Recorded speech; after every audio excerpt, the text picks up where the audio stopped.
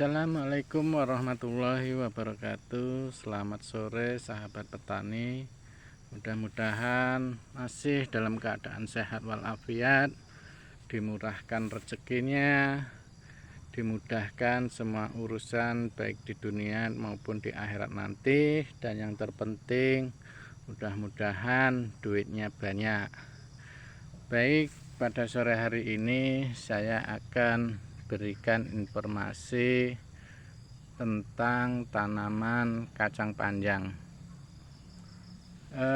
Tanaman kacang panjang ini udah berumur 37 hari setelah tanam dan sebanyak 6 bedeng ya. Kita hitung 1 2 3 4 5. Ada 5 bedeng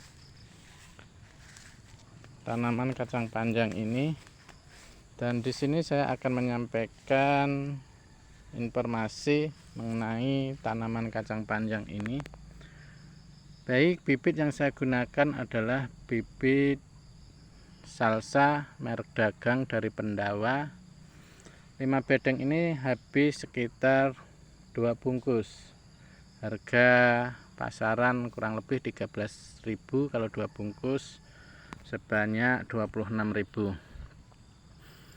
Dan kita ulas mulai dari awal penanaman ya. Setelah olah tanah ini tidak saya lakukan pemupukan dasar ya.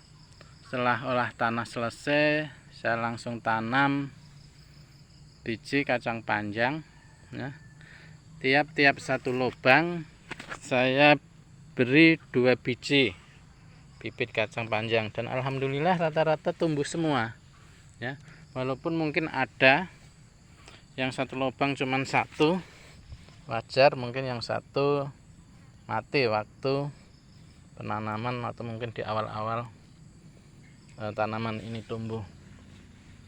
Dan tanaman kacang panjang ini luar biasa subur kalau menurut saya. Karena apa? Dengan begitu banyaknya daun, ini bisa kita lihat rapat ya. Umur 37 hari ya, dan bakalan bunga ini lumayan banyak. Nah, setelah penanaman tadi ya, tanaman kacang panjang ini tumbuh umur 1 minggu atau mungkin 8 hari. Ini saya lakukan pemupukan pertama dengan menggunakan pupuk kohe ayam ya. Ini pupuk kohe ayam dengan campuran sekam padi ya. 1 pokok saya kasih sebanyak kurang lebih setengah kilo di umur 1 minggu. Dan pupuk susulan yang kedua saya lakukan pengocoran ya, dengan menggunakan NPK 1616 merek Tawon ya. Jadi untuk ukuran aplikasi atau penggunaan pupuk NPK 1616 merek Tawon itu untuk takaran 200 liter atau 100 liter air. Kalau untuk 100 liter air saya gunakan NPK 1616 sebanyak 1,5 kilo, dilarutkan dalam air, kemudian kita aduk, terus kita aplikasikan ke tanaman ya. Setiap pokok tanaman ini saya berikan kurang lebih 1 aqua gelas atau mungkin 250 ml ya. Dan ini baru saya lakukan pengocoran sebanyak 2 kali. Dan kemarin hari Sabtu sebenarnya susulan pengocoran yang ketiga, tapi tidak saya lakukan melihat kondisi tanaman begitu subur ya. Yang saya takutkan nanti kalau terlalu kesuburan ya, bisa mempengaruhi dari hasil panen kacang panjang ini. Makanya saya sudah tidak lakukan pengocoran lagi, dan nanti setelah pemanenan bisa kita lihat bagaimana kesuburan tanaman. Kalau memang kurang, berarti perlu kita lakukan pengocoran kembali.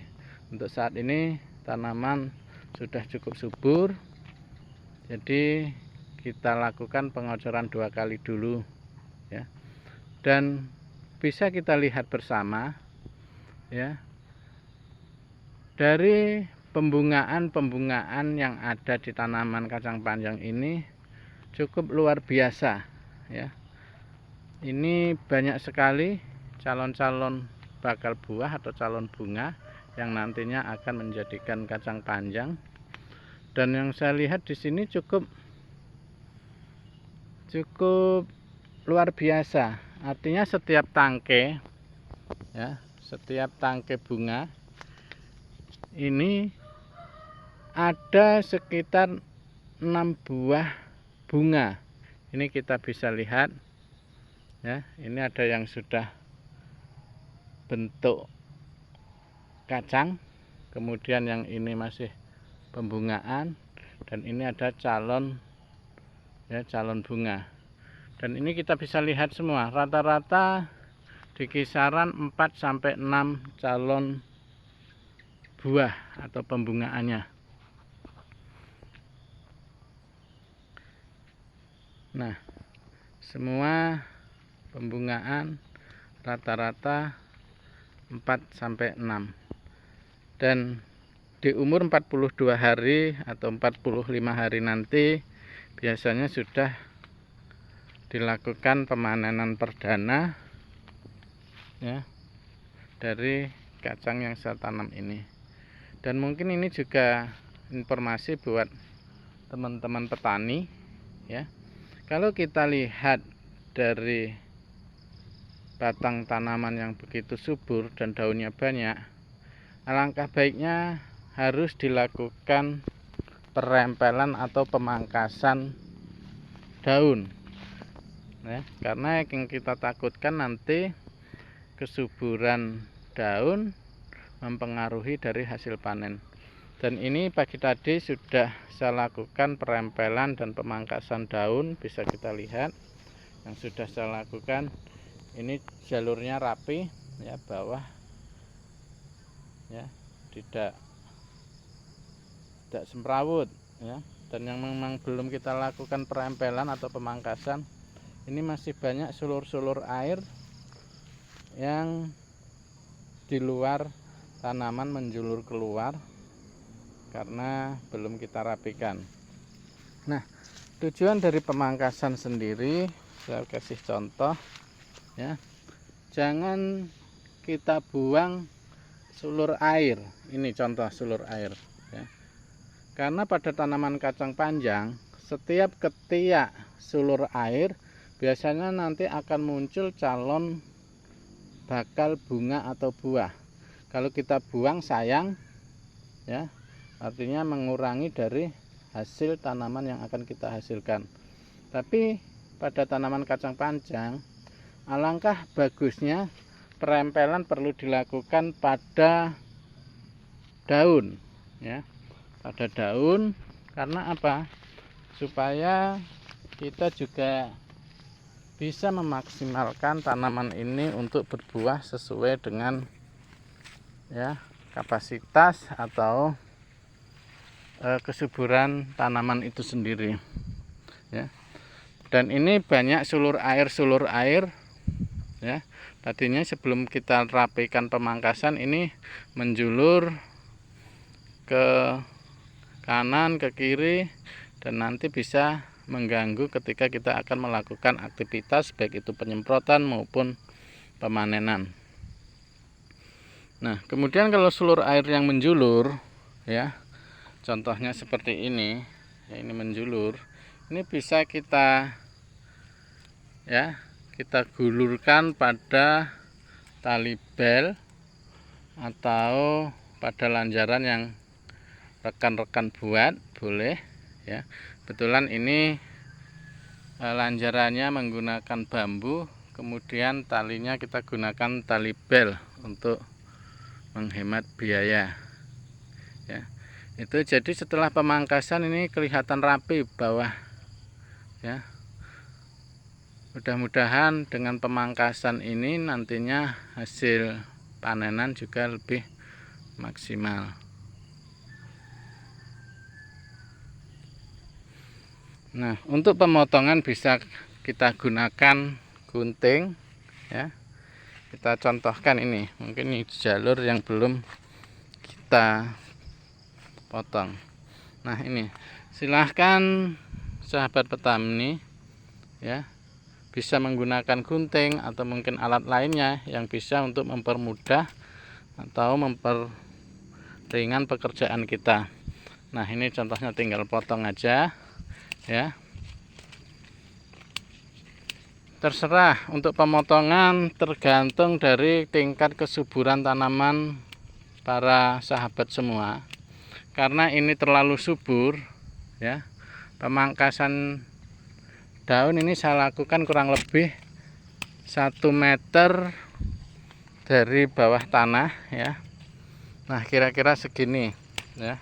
Ini kurang lebih 1 meter ya. Kita potong ya, supaya tujuannya supaya lebih rapi, kemudian bisa meningkatkan hasil panennya ya.